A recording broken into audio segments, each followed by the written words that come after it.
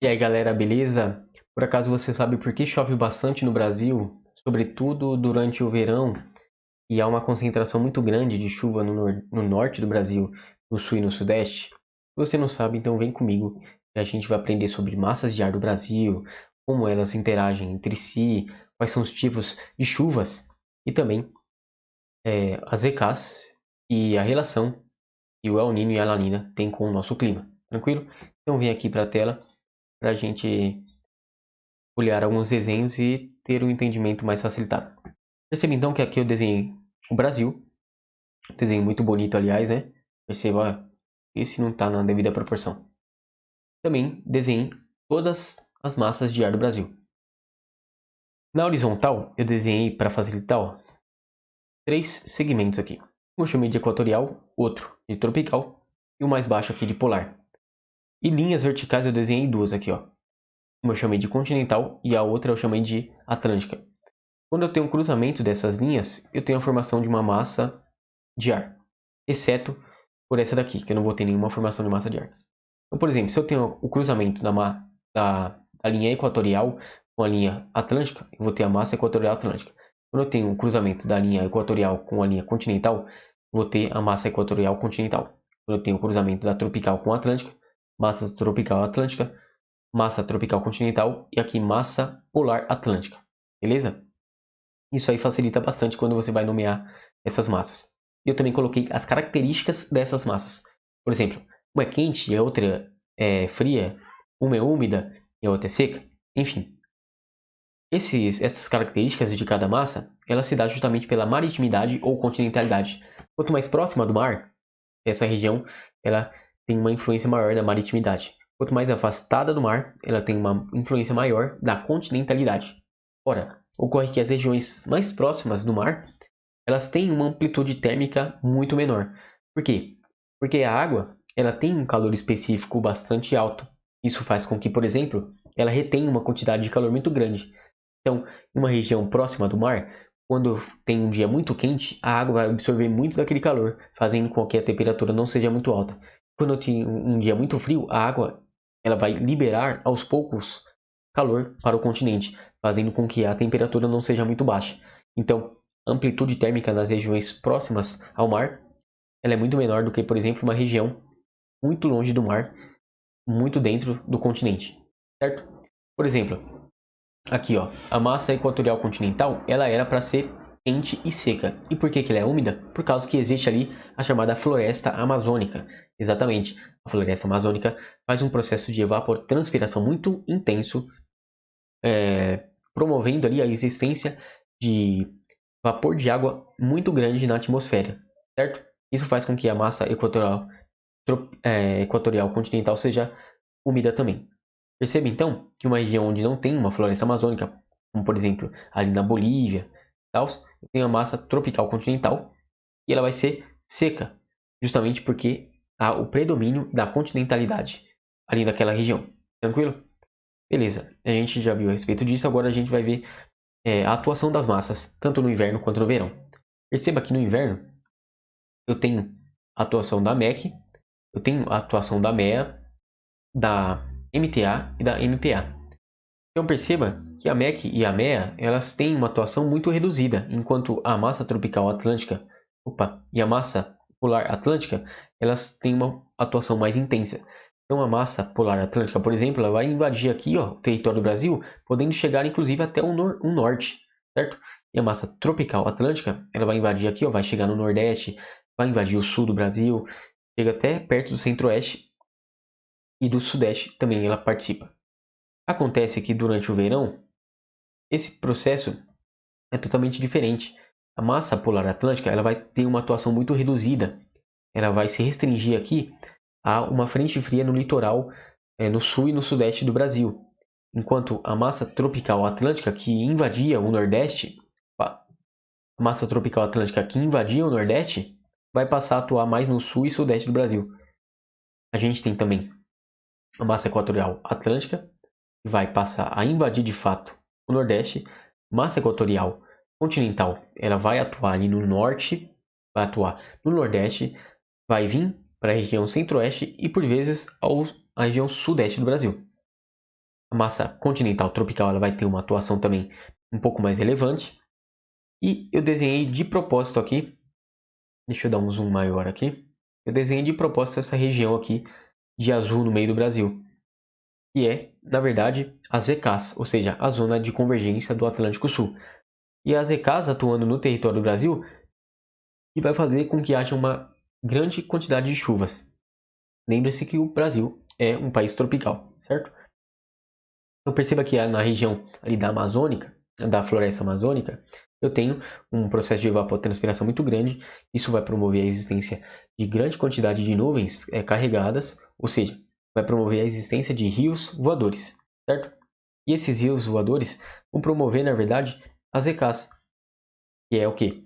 Uma grande faixa de nebulosidade vai ficar no Brasil alguns dias consecutivos ali, certo? Ou seja, são nuvens carregadas que vão ficar no Brasil.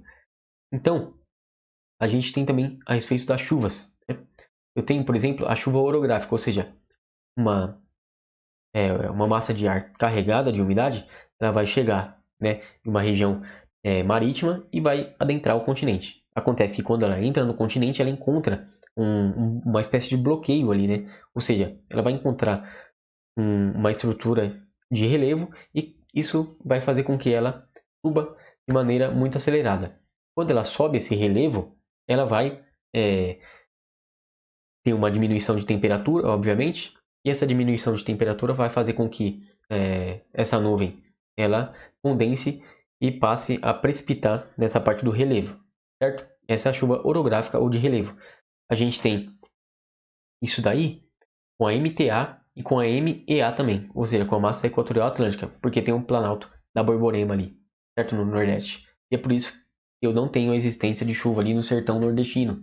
Muito raro chover ali, porque vem muitas nuvens do mar e elas deixam toda a água ali no planalto da Borborema e na região litorânea ali, certo? Agora, a chuva frontal, por exemplo, acontece quando tem o encontro da massa polar atlântica com a massa tropical atlântica ou com a massa polar atlântica com a massa equatorial continental. Ou seja, eu tenho uma frente fria com uma frente quente. E essa massa de ar frio vai encontrar a massa de ar quente, fazendo com que a massa de ar quente suba com uma velocidade bastante grande, promovendo a condensação e a precipitação logo em seguida. Correto? Também temos as chuvas convectivas ou chuvas de verão. Que é o que? A região ali fica muito quente e começa a acontecer um processo de evaporação muito intenso de água, e essa água evaporada ela vai se condensar e vai se precipitar. Isso ocorre sobretudo na massa equatorial continental e na massa tropical atlântica. Tranquilo? Agora aqui a gente vai justamente para as ECAs, que é a zona de convergência do Atlântico Sul. As ECAs ela existe por causa principalmente de três fatores. Primeiro, a alta da Bolívia, que é uma zona de alta pressão ali entre a região do Peru e da Bolívia, a 10 mil quilômetros de altitude. Também temos o vórtice ciclônico em altos níveis na região nordeste do Brasil. É uma região de baixa pressão localizada a 10 mil quilômetros de altitude.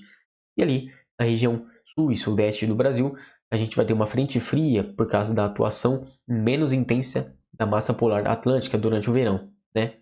Isso daí vai fazer com que haja, todos esses fatores, aliás, vão fazer com que haja a existência das ECAs, que é a zona de convergência do Atlântico Sul.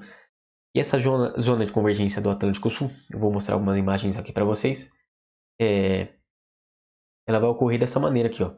Temos ali a Alta da Bolívia, temos ali a VECAM e a frente fria na costa da região sudeste do Brasil.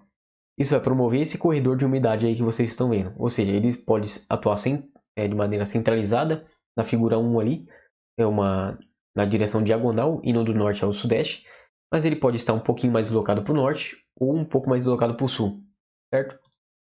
Agora aqui vocês podem ver por meio dessa imagem, de fato, como se forma esse corredor de umidade aí, né? Percebe uma extensa faixa de nebulosidade que é justamente as ECAs sobre o território brasileiro, indo da Amazônia até o sudeste ali, com a frente fria na região sudeste. Então agora a gente vai ver qual é a relação do El Niño e La Niña, né, nesse fenômeno de chuva no Brasil. Lembrando que o El Niño acontece quando tem um aquecimento anormal das águas do Pacífico promovido pela menor intensidade dos ventos alísios, né? Isso aí, deixa eu vir para a imagem aqui,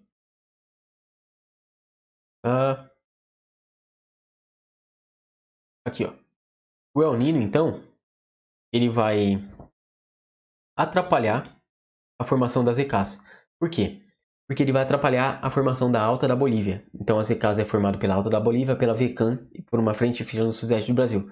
E se eu tenho alguma coisa atrapalhando um desses três elementos, obviamente, eu vou ter uma ECAs mais enfraquecida. E o El Niño ele vai fazer justamente isso. Vai enfraquecer as ECAs, enquanto a região equatorial ele vai deixar um clima quente e chuvoso. No nordeste do Brasil, ele vai deixar um clima muito mais seco. No sul, no sudeste e na Bahia, ele vai deixar um clima quente. E no sul, quando ocorre El Niño, ele vai deixar um clima bastante chuvoso. Agora, por exemplo, e se acontecer a La Nina? Agora, em situações normais, ou seja, quando não há ocorrência nem do El Niño e nem da La Nina, eu tenho o quê? A existência das ECAs normal. Agora, quando eu tenho a La Nina, eu tenho a intensificação do fenômeno das ECAs, beleza? Então, a La Nina vai promover o quê, por exemplo? A La Nina é um fenômeno meteorológico também, promovido pela intensificação dos ventos alísios ali no Pacífico, fazendo com que haja um resfriamento anormal das águas do Pacífico, certo? E isso faz com que haja uma intensificação, por exemplo, do clima de monções lá no sul e sudeste asiático. Enquanto no Brasil, a gente tem a região norte e nordeste um pouco mais úmidas, a região do sul um pouco mais fria e a região sudeste um pouco mais fria e a região sul um pouco mais seca com ocorrência da La Nina. Mas, de fato, o ECAs em si ele é intensificado. Beleza, então? Vou voltar aqui.